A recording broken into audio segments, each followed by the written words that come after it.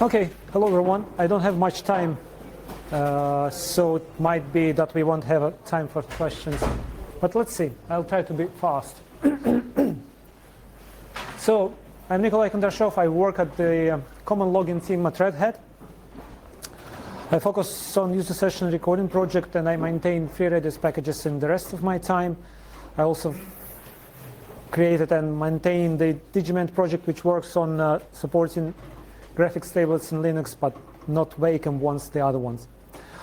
I do embedded as a hobby and electronics. So this user session recording project, we are trying to create a solution which would let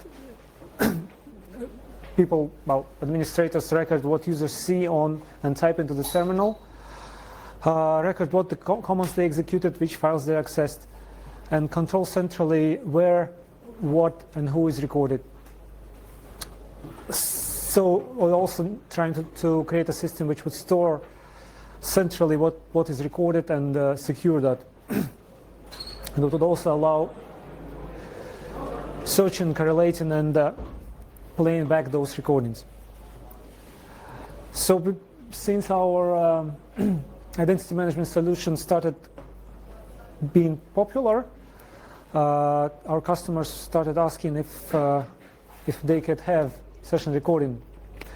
And they were asking that because for some organizations they are required by law, for example in the US, to record sessions on the sensitive systems, like in hospitals, for example, or in government organizations.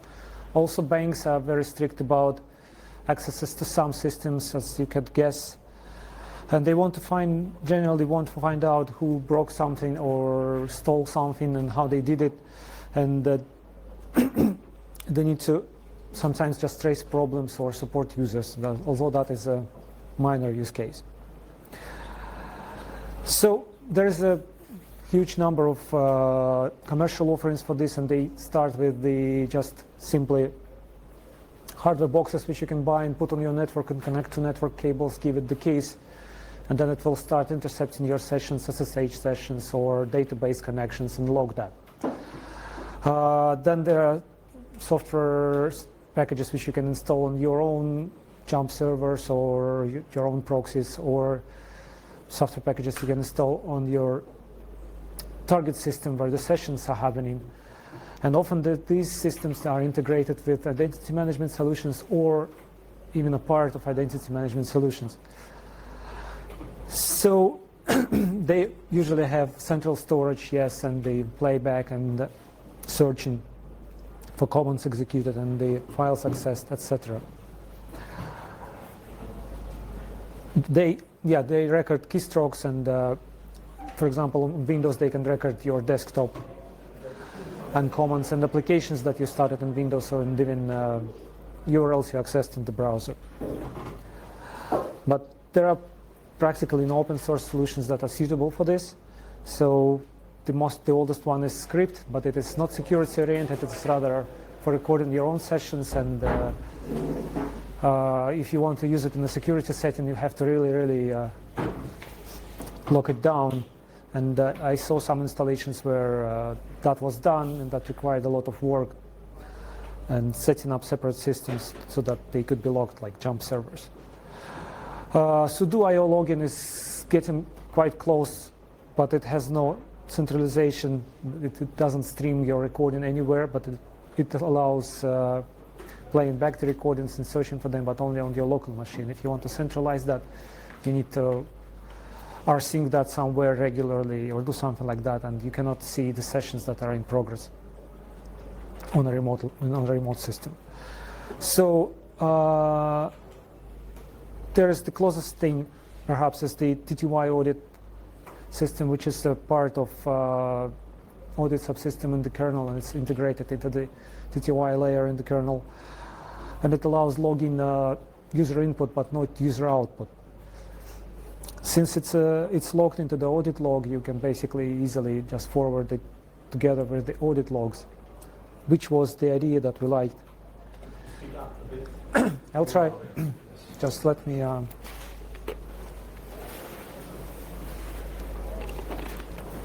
So we took that idea a little bit further, storing the sessions in the logs, and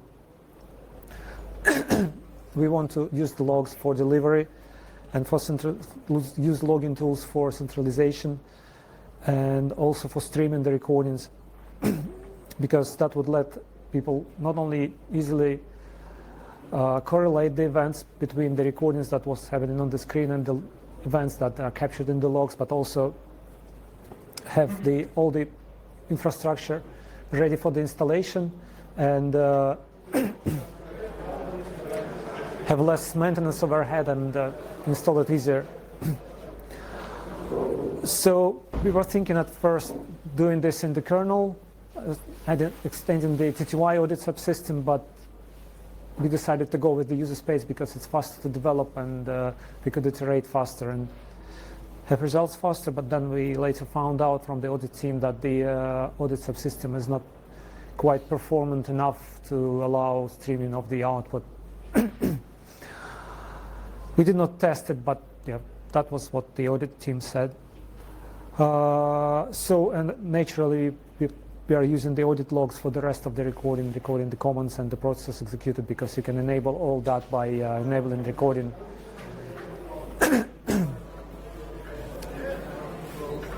By enabling recording the syscalls in the audit system. So our target is enterprise ready, as those commercial systems are and as our identity management system is. And we plan to have storage in Elasticsearch and control the where to record and who to record and what to record with FreeAPA and SSD. We are going to build a WebUI component which should be embeddable into other systems like CloudForms or OpenShift. And at this moment we work on this WebUI in Cockpit. This storage not in Elasticsearch but in journal, the systemd journal. We have some code in SSD which allows controlling that, and we are going to build that into the interface part into Cockpit. And you can also configure this manually without SSD. And the configuration and playback are going to be done in Cockpit. So Cockpit is a server management web UI with a kind of a new approach. So one of the big ideas of them is that when you log into that web UI, you actually log into the system, meaning that there is a process started for your login on the Linux system, and this process has your session. It's an actual Linux session with all the attributes of a Linux session. It's not like some proxy user for everyone that everyone share. It's actually your user running on that system. And it also works, one of the ideals of them, they actually have official ideals.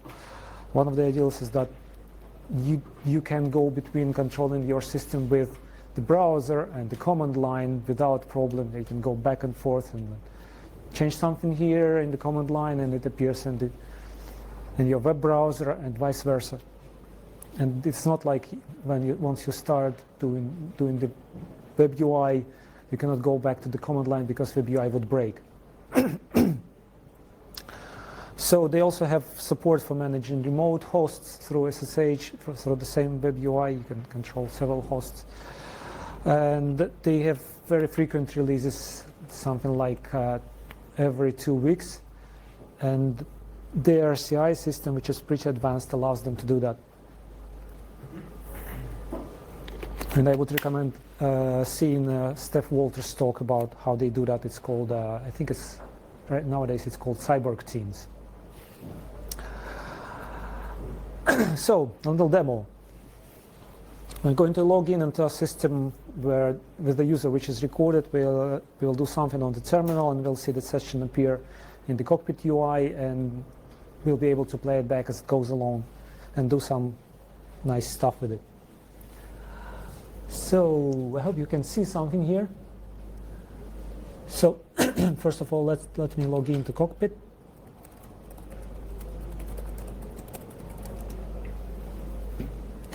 So this is that is too far. Let's go back. So there is a list of recordings. Sorry, the resolution is very small, so not everything fits. But there is one recording here. And once, as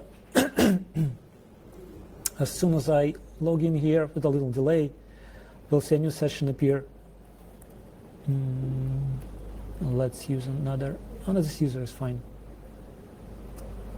Speak louder. So there is the session appearing there, and we can already open it and start playing it back. Let me just scroll it a little bit so it fits it. Just a moment. I'll make it a little wider so it fits. Yeah, okay. So this is good enough. So you can see that we are here already caught up to this session. So let's edit something, and let me just sync it up so it's closer to our time. Let's do some editing.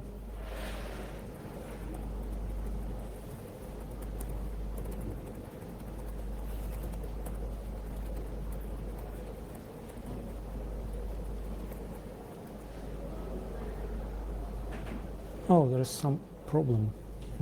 I wonder. Okay, so let's try something more interesting. Yeah, that works. So everything is preserved, and timing is preserved, and you can see what's going on, and you can also do this.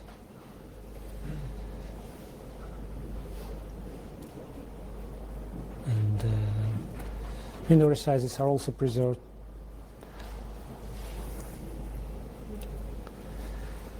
So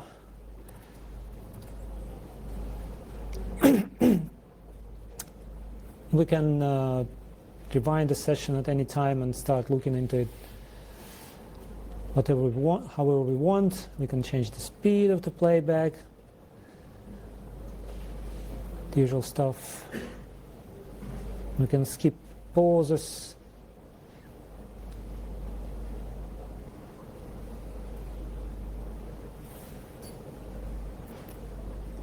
You can, for example, go and skip a long wait here using this button.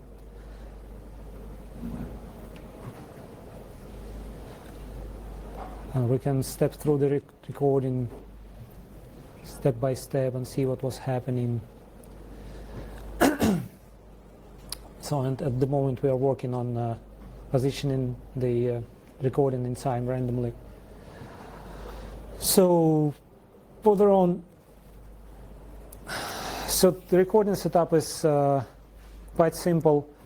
Basically, you change the user's shell to a special program, so that when the user logs in instead of the shell, that process starts and creates a PTY under which it starts the actual shell, and then whatever is passing between the PTY and the actual TTY gets recorded and encoded in JSON and then logged. We also cut the stream into pieces which are limited by size and by time, so that we don't wait too long for a message to fill up, and we don't make a message too big. So JSON schema is optimized for streaming and searching, and for streaming it's optimized by cutting the stream by time and just shipping it. And for searching, we separated input and output in separate JSON fields.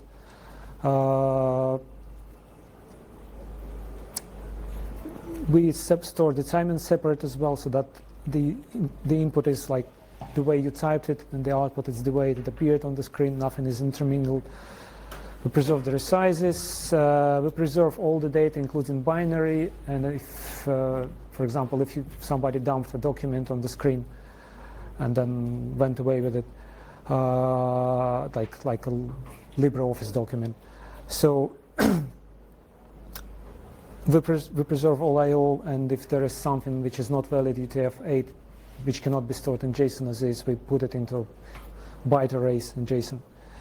So when we log the journal, we take some fields out of the JSON message and we put it into real journal fields so that we can look them up and match the messages and match particular recordings, like the recording ID, which is unique for the host, and then using this recording ID we can match a whole stream of log messages for a particular recording.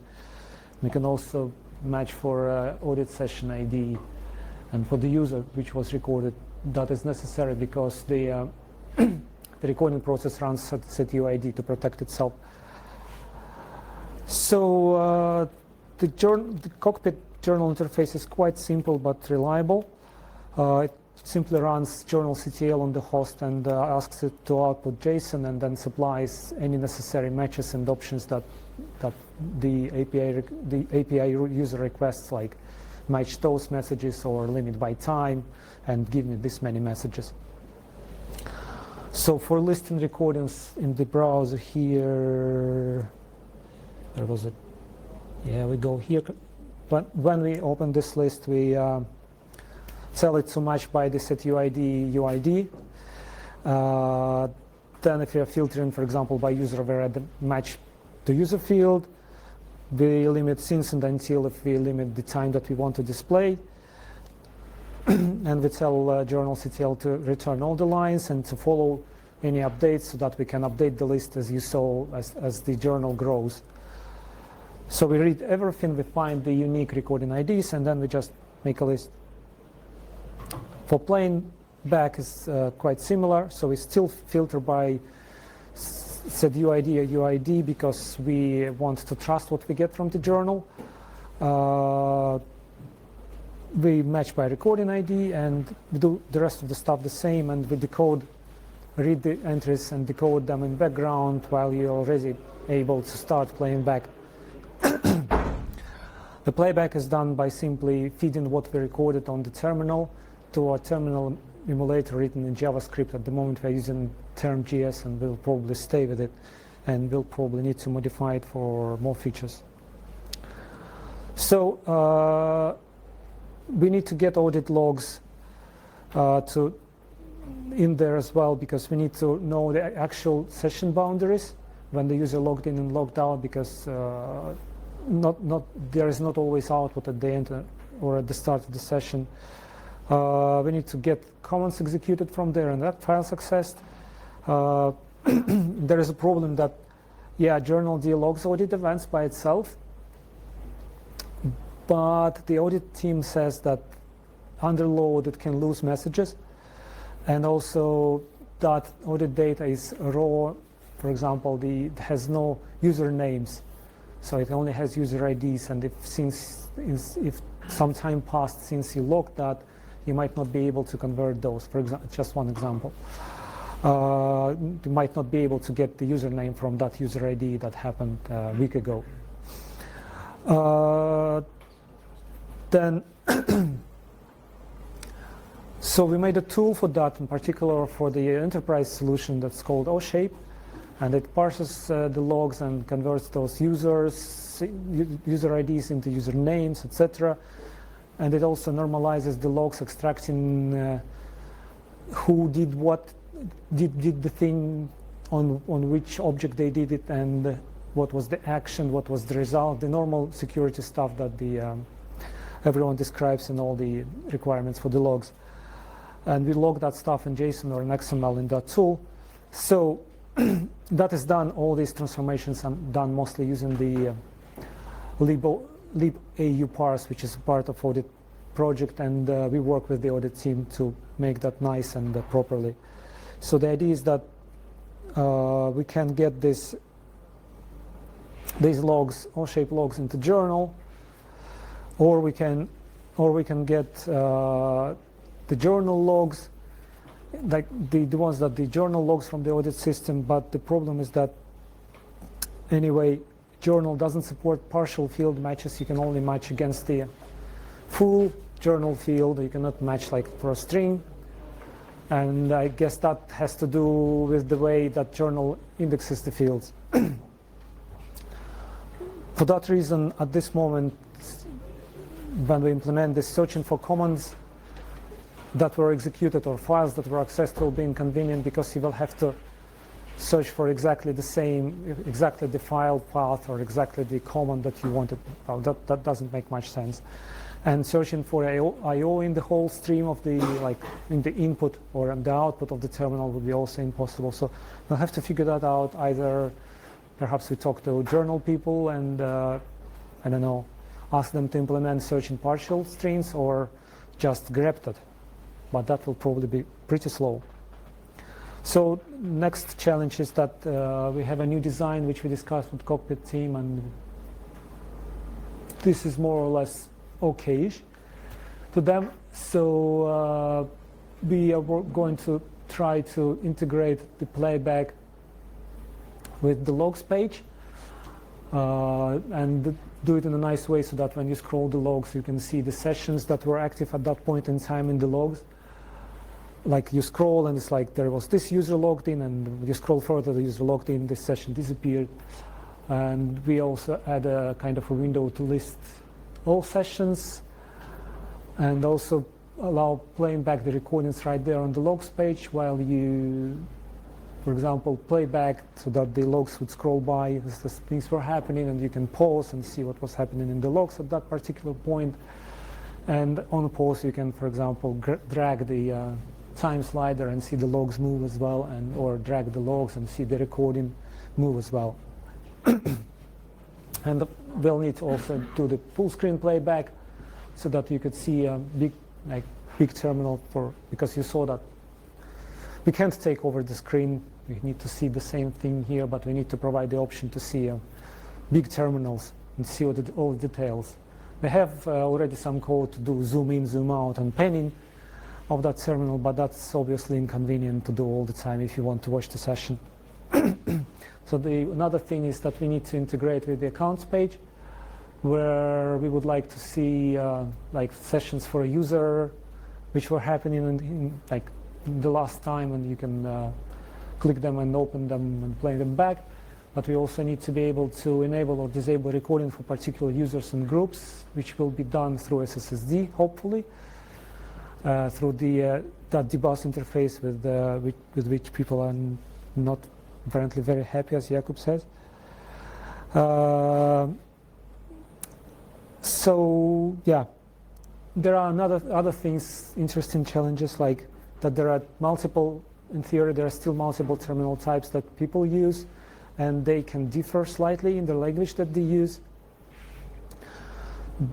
So, for example, they have a tool to play back those recordings on command line, which can play back from journal or from Elasticsearch. And you need to supply it, run it on the same terminal on which you record it, on the same terminal type on which you record it, otherwise there can be some confusion. For that reason, since we just feed the data to the terminal, if something goes, if the session terminated for the user, or if you record early, your terminal after playback can end up in a messy solution. You will have to reset it. There is the web UI playback also. It's written in JavaScript, and not all the features are implemented there, the terminal features. Of course, people normally don't use features like double width font or double height font or graphics on the terminal, God forbid. But anyway, we cannot make sure that we implement all the features for all the possible terminals. So for that reason, the idea is to actually embed a terminal emulator into the recording part, so that we can always present the same terminal type to the program being recorded. We can always see, we can always record the same kind of terminal language, and we can limit the number of features that we need to implement in the terminal emulator running in the browser. And at the moment, the only candidate that we have is libvterm, which is used by Nailwin project. Another thing is that we will need to convert character encodings, because JSON only supports UTF-8 and Elasticsearch only supports UTF-8 because they support JSON. And some people still don't use UTF-8, namely, for example, Japanese, because of cultural issues. So we'll need to convert that somehow, and so we can preserve the binary data, we'll need to probably store both the converted data and the binary data, but make that optional. Playback seeking is fun because all the terminal states depends on what was before it. So if something set the color of the background at the start, and you did not record that, or you did not play that back, you might not even see your characters if they are the same color. So the idea was to do snapshots in the playback. Because we have access to terminal emulator internals, you can take regular snapshots of the state and then restore them quickly and then play back a little bit after. But since we are leaning towards embedding the terminal emulator anyway, we'll probably just take those snapshots while we record, and we'll have that ready in the log so that we can rewind. At least that's the hope. So if you want to try the Cockpit UI, and if you're brave enough, go check out that branch, read the hacknmd file. It says that's the upstream hacknmd file. It says how to build and run Cockpit. It's not that hard, but there might be some tricks. Then the rest is easy. You just install tlog. There is a fresh RPM there on that link, and if you look for tlog terminal logger, you will find it. I will upload those slides. So you just install the RPM, or you build the fresh tlog and create a user with this shell, and then log in as that user and go check out this page on your local host once you get the Cockpit running. And this session should appear there. Thank you.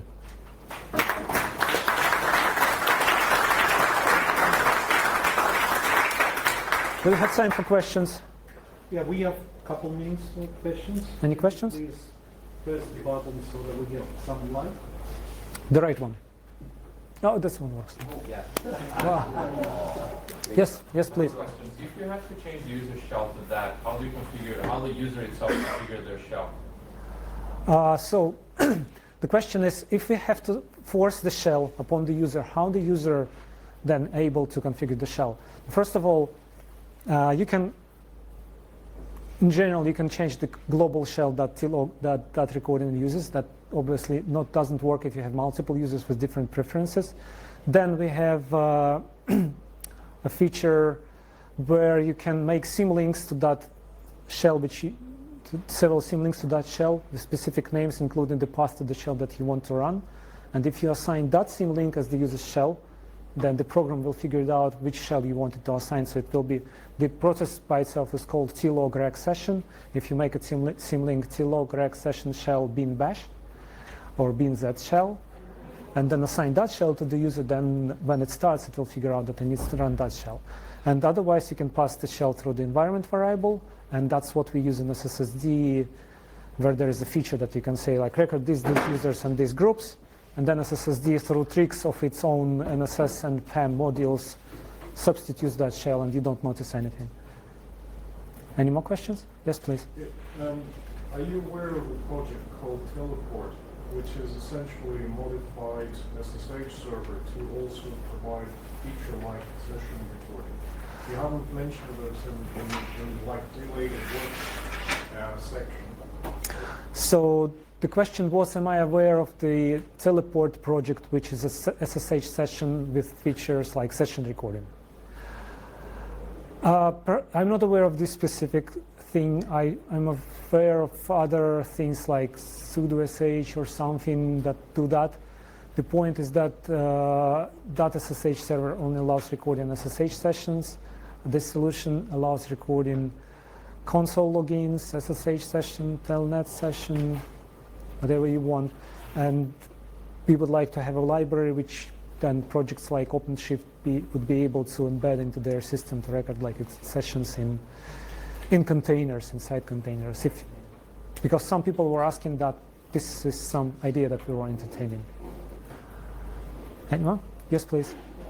Does the solution come just in user space implementation, or does it require kernel modules? I didn't. So the question was, does this solution require any kernel parts or not? That is the last question, I'm sorry. No, doesn't require any kernel parts at all. It's just you download this, you install it, and that's it. No kernel parts. Thank you, everyone. Thank you.